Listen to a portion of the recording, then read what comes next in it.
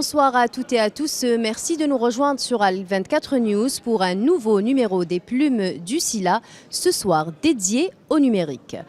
Ce soir, nous recevons Monsieur Mehdi Ben Boubakar, directeur général du Printemps numérique, un organisme qui se charge de développer des projets pour soutenir le développement de la création et de l'innovation numérique, tout en facilitant le croisement entre les acteurs de l'écosystème et la compréhension des enjeux de transformation numérique. Bonsoir Mehdi, merci d'avoir accepté notre invitation.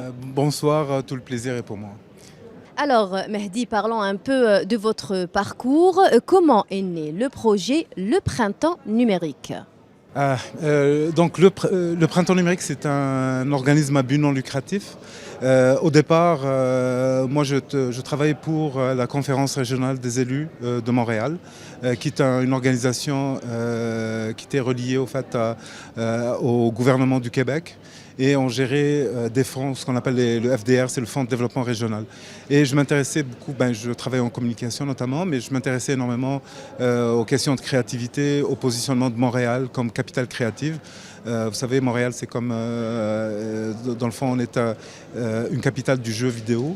C'est la 3e, 5e ville au monde en positionnement par rapport aux jeux vidéo, mais on est la première ville au monde en concentration de développeurs de jeux par capita. C'est vraiment l'endroit au kilomètre carré, là, c'est là où on trouve. C'est aussi la ville du VFX, des effets visuels. Pratiquement tous les blockbusters américains, quand on parle de X-Men, Avengers, Game of Thrones, ça passe par Montréal pour faire le VFX et des fois aussi pour les tournages. Le textile intelligent, donc dans plusieurs domaines, on est vraiment une capitale du numérique. Et depuis aussi quelques années, c'est une capitale de recherche en intelligence artificielle. Suite à un travail qui était fait en lien avec la créativité numérique, on voulait aussi mettre de l'avant nos artistes numériques à Montréal. C'est une ville très reconnue par rapport à l'art numérique.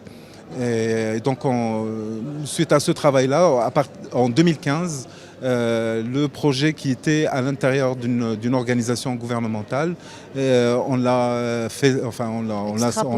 sorti de là pour pouvoir travailler avec plus de partenaires et de collaborateurs.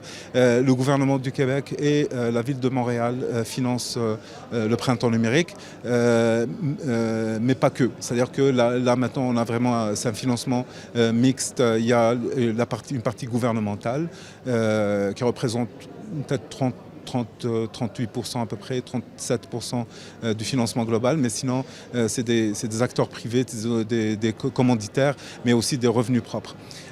Printemps numérique agit sur les questions de transformation numérique. Donc on a un volet grand public, on a un volet professionnel où on développe notamment certains projets qui ont vraiment un rayonnement international comme MTL Connect, la semaine du numérique, où c'est vraiment un événement majeur là, sur les questions de transformation numérique.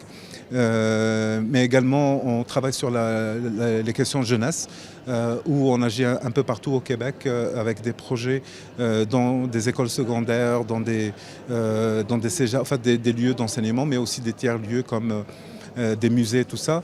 C'est des sortes d'incubateurs ?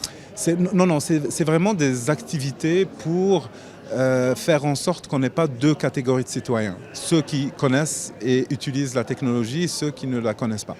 Et par l'effet même, donc on prépare aussi la relève pour nos industries. Donc il y a un côté un peu citoyenneté, là, un peu, faire participer, faire en sorte que les jeunes participent à la vie citoyenne, mais en même temps, vous savez, les industries numériques, c'est des industries dont la matière première, c'est nos cerveaux. Hein, donc on prépare les générations et la relève pour nos différentes industries, celles notamment dont je vous parlais tout tantôt. On travaille aussi avec les Premières Nations. On a plusieurs projets avec des communautés autochtones un peu partout au Québec, où on va dans les réserves autochtones aussi pour faire en sorte que les communautés autochtones utilisent à bon escient la technologie, puis contribuent au développement du Québec et voilà. Très bien. Mais il y a un volet peut-être, je rajouterais un point peut-être, c'est que on a un volet un peu plus international. On a un printemps numérique à Bruxelles. Voilà. On a beaucoup de collaborations aussi avec des acteurs en France, notamment la Nantes Digital Week. Et cette année, il y a eu un Sénégal Connect parce qu'on avait mis le Sénégal à l'honneur l'année dernière dans une de nos événements. On travaille beaucoup avec plusieurs pays africains, mais aussi en Asie, en Amérique latine également. D'accord. Donc, vous le disiez tout à l'heure, donc Montréal est qualifiée de capitale en art numérique. Cela a-t-il orienté votre choix pour lancer ce projet au Canada? Le printemps numérique? Oui. C'est sûr que j'ai un intérêt marqué envers les arts. J'ai une formation académique d'ingénieur. J'ai eu plusieurs formations aussi dans des secteurs reliés aux communications. Toutefois, tout au long de mon parcours, j'ai beaucoup d'intérêt aussi à la chose artistique. Je suis également cinéaste dans une autre vie. Je fais de la photo, j'ai publié Vous avez plusieurs cordes à votre arc. Je suis très curieux des éléments qui vont interagir les humains. En fait. Je suis curieux de l'humain et comment faciliter les rencontres, notamment. Ouais. Alors revenons un peu au Salon international du livre d'Alger. Cette 26e édition met en lumière la numérisation dans l'univers de l'édition. Plusieurs débats ont été organisés abordant plusieurs thématiques. Donc, nous avons la pratique de l'écriture à l'ombre du numérique, enseignement, numérisation et livres numériques, les aspects pédagogiques et économiques, l'intelligence artificielle et le livre numérique, une semaine bien riche. C'est une semaine effectivement bien riche. J'ai pas eu la chance et la possibilité de participer à tous ces contenus, mais on sent véritablement un intérêt vers le numérique. Je pense que le monde du livre est en train aussi de se transformer.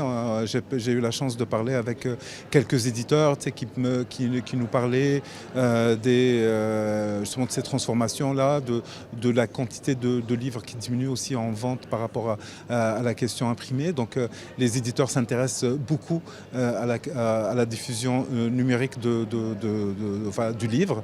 Il y a certaines initiatives qui sont en cours justement pour rendre disponibles les livres via des plateformes et tout ça. Puis je pense que c'est une bonne chose. Pour ma part, c'est sûr que j'ai beaucoup d'intérêt pour l'intelligence artificielle, notamment l'intelligence artificielle générative, donc la nouvelle génération d'IA. Montréal est une capitale dans ça parce que un des pères fondateurs de l'IA générative et notamment le deep learning vient de Montréal, Yoshua Bengio. Justement, dites-moi, quel pont peut-il y avoir entre l'intelligence artificielle et la littérature?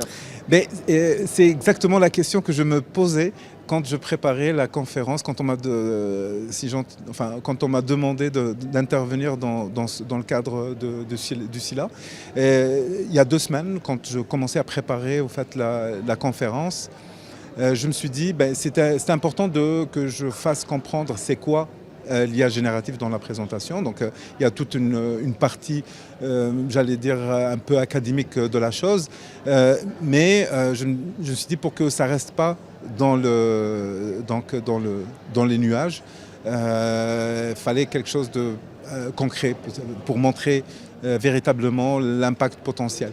Donc on a décidé de créer un livre en utilisant un workflow d'intelligence artificielle. Donc l'idée était il y a 2 semaines. Et puis il y a eu un choix d'une thématique, je pourrais vous en parler du contexte, mais reste que en développant le workflow d'IA, intégrant l'analyse des textes et tout ça, mais aussi la création de visuels en utilisant certaines techniques et technologies IA. Et puis ça a pris dans le fond entre l'idée et l'impression numérique du livre. Donc c'est sur papier, mais avec une impression numérique. Donc ça a pris en tout une dizaine de journées, donc une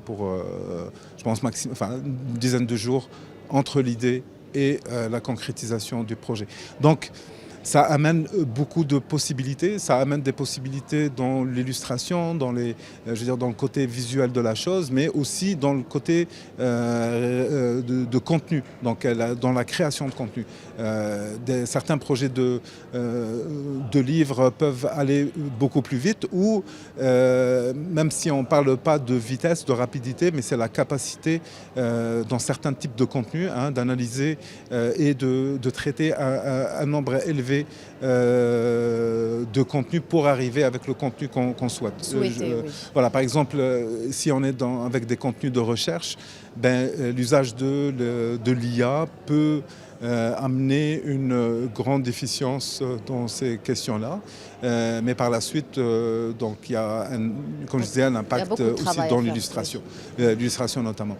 Et ça amène des réflexions par rapport justement à la place de l'homme versus la machine.